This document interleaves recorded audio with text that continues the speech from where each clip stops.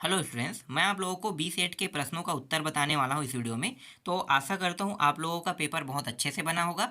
जो सबसे ज़्यादा टफ होता है वो होता है एक एक नंबर के प्रश्न।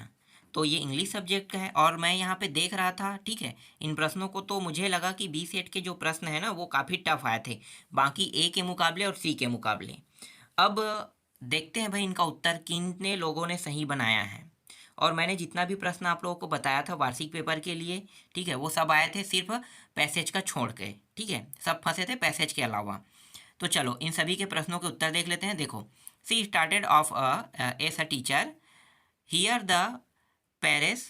स्टार्टेड ऑफ मीन्स का मतलब होता है शुरुआत करना। शुरुआत क्या होगा? बिगेन, ठीक है, बिगेन। ए ऑप्शन जिन्होंने लिया है उनका आंसर सही रहेगा।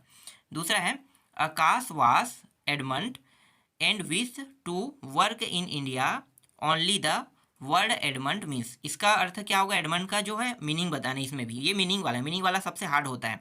तो जिन्होंने डी ऑप्शन लिया है ना, not willing to change on mind, मतलब मैं एकदम कंफर्म करके आया हूँ कि मैं अपने माइंड को चेंज नहीं करूँगा, ठीक है। एडमंड का मतलब यही होता है।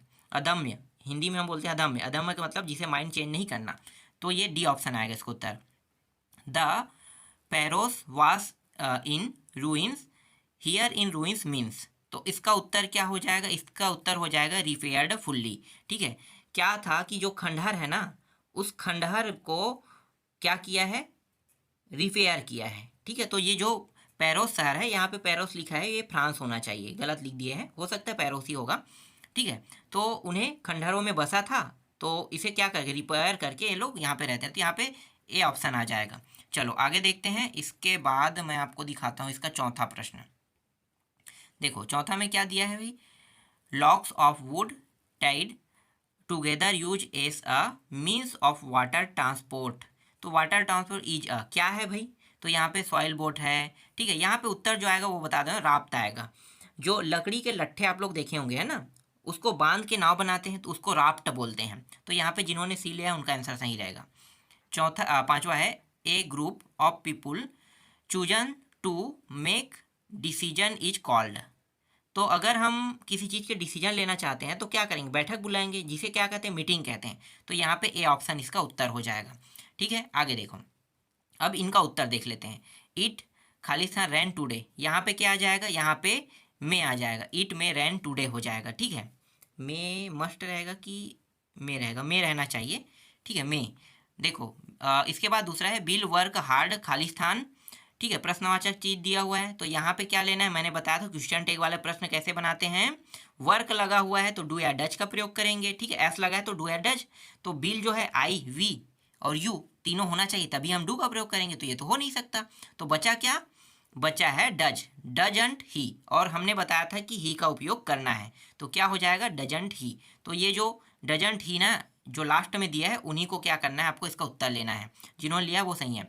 Meena is Khalistan only daughter of her parent लिया हुआ है। तो यहाँ पे क्या लेना है? एन लेना है, क्योंकि ओनली को अगर आप लिखते हो तो क्या होगा?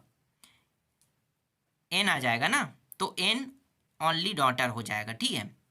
Meena is a only, an होना चाहिए क्योंकि ओनली जो है वो स्वर शब्द है, ओनली डॉटर।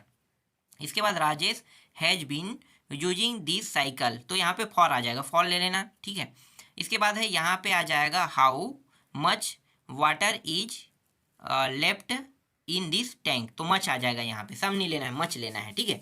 मच लिया हो तो इसका आंसर सही रहेगा। चलो अब इन प्रश्नों का उत्तर देख लेते हैं। देखो पहला क्या है? द ग्रास वास येलो। कब येलो होता है? जब बारिश नहीं होता है। तो यहाँ पे देखो बी वाला जो आंसर है वो पहले का आंसर रहेगा। As it had not rain at all, ये लेना है। दूसरा का देखो after I had complete my work, ठीक है। तो क्या करेगा? कंप्लीट करने के बाद वो सोने चले जाएगा। तो ए वाला जो लेना है, दूसरा का क्या हो जाएगा? ए में जाएगा। I went to sleep. तीसरा देखो द मैच हैड बिगेन, तो ये हो जाएगा when we reached the stadium, ठीक है। मैच देखने क्या आ जाएगा? स्टेडियम में। तो ये तीसरा का डी हो जाएगा।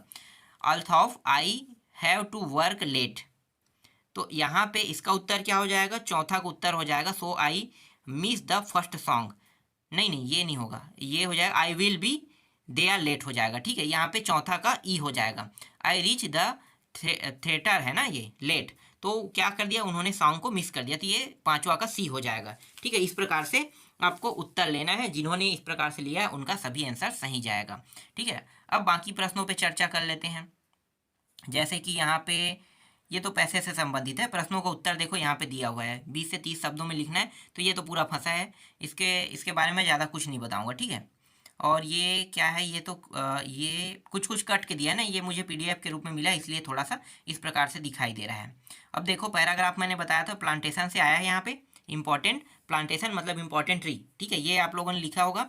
निबंध मैंने बताया था माई हॉबी और साइंस का दोनों कन्फर्म आएगा, और दोनों कन्फर्म आया। इनमें से एक याद करने के लिए बोला था, ये भी आया था। डुएट डायरेक्टर से मैंने 3 प्रश्न बन जाने की बात किया था, और 3 आपसे फिक्स बन जाएगा जो मैंने आपको बताया था उसमें।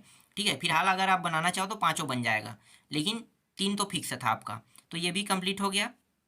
ठीक, और यहाँ पे क्या है, ये दोनों प्रश्न फंसा है नोटिस में। एनुअल स्पोर्ट का फंसा है, और ये लॉस्ट एंड फाउंड का फंसा है, दोनों फंसा है। ठीक है, 6वां नंबर के जो प्रश्न है दोनों फंसे हैं।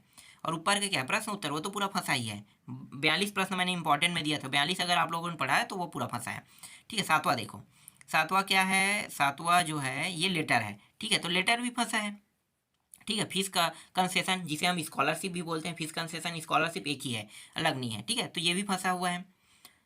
तो मेरे हिसाब से मैंने जो बताया है उनमें से सिर्फ एक चीज़ नहीं फंसा है, और वो है आपका अनसीन पैसेज, बाकी सब फंसा है।